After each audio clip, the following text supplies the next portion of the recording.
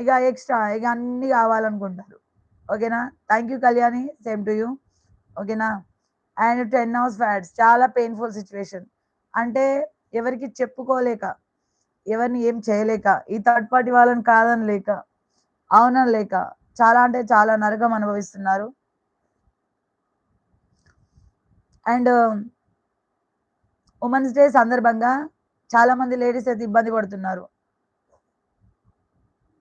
చాలా అంటే persons heal అవుతున్నారు.